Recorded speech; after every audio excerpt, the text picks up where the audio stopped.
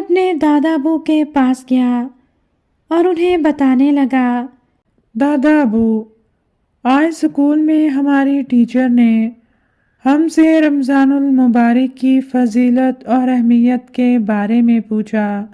ہم میں سے کوئی نہیں جانتا تھا۔ ٹیچر نے ہمیں ہوم ورک دے دیا۔ اب مجھے آپ کی مدد کی ضرورت ہے۔ آپ مجھے رمضان المبارک کی اہمیت اور فضیلت کے بارے میں بتائیں۔ میرے پیارے بیٹے، اس مبارک مہینے میں قرآن کریم نازل ہوا جو لوگوں کو ہدایت کرنے والا ہے۔ حضرت ابن عباس رضی اللہ عنہ فرماتے ہیں، دیگر الہامی کتابیں یعنی زبور، توریت اور انجیل بھی اسی مقدس مہینے میں نازل ہوئیں۔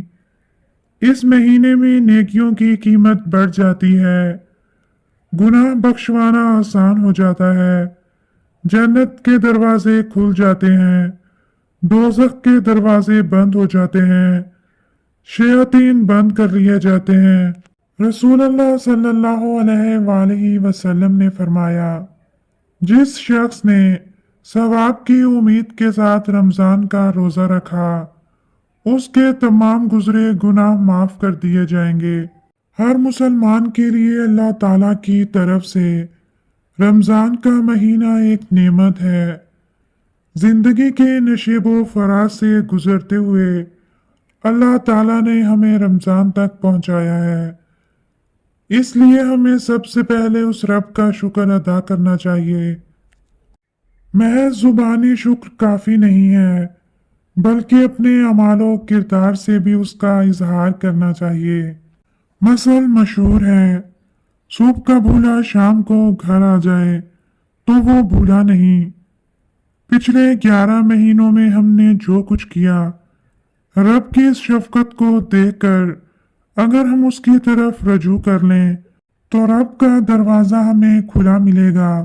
کوئی نہیں جانتا اگلے برس رمضان ہمارے نصیب میں ہے یا نہیں۔ بخاری شریف کی ایک حدیث کا مفہوم ہے، ابن آدم کا ہر عمل اس کے اپنے لیے ہوتا ہے سوائے روزے کے۔ روزہ محض اللہ کے لیے ہوتا ہے اور اس کا بدلہ وہی دے گا۔ ایک اور حدیث میں ہے، روزے کا بدلہ سوائے جنت کے کوئی چیز ادا نہیں کر سکتی۔ عام دنوں میں بھی لغویات سے بچنا چاہیے، مگر رمضان میں تو ہر ممکن طور پر لغویات سے گریز کرنا چاہیے۔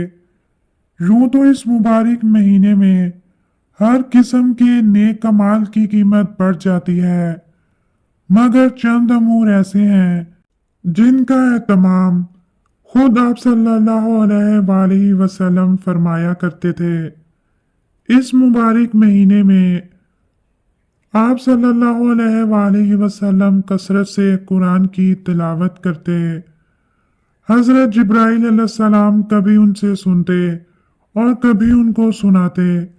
آپ صلی اللہ علیہ وآلہ وسلم یوں تو ہمیشہ صدقہ و خیرات کیا کرتے تھے، خود بھوکے رہ کر دوسروں کو کھلاتے تھے۔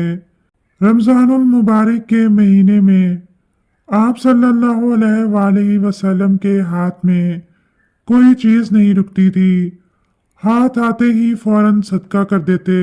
آپ صلی اللہ علیہ وآلہ وسلم نے فرمایا، جس شخص نے ایمان و احتساب کے ساتھ رمضان کا قیام کیا، اس کے تمام گزرے گناہ معاف کر دیے گئے۔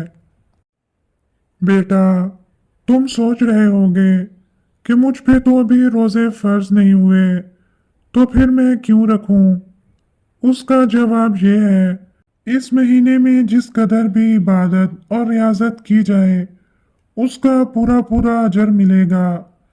زیادہ اجر کے لیے ظاہر ہے آپ کو زیادہ کوشش کرنا ہوگی۔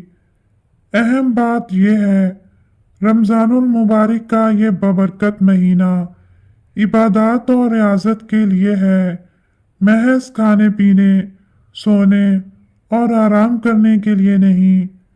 جو لوگ اس مہینے کو دعوتوں اور آرام کا مہینہ سمجھ کر گزارتے ہیں، انہیں اس مہینے میں دعوتیں اور آرام تو مل جائے گا، مگر شاید آخرت میں اس کا کوئی اجر نہ پا سکیں گے۔ یہ مہینہ ہمیں پیغام دے رہا ہے، اسلامی تعلیمات پر پہلے خود کاربند ہو جاؤ، پھر اسے دنیا میں عام کرو۔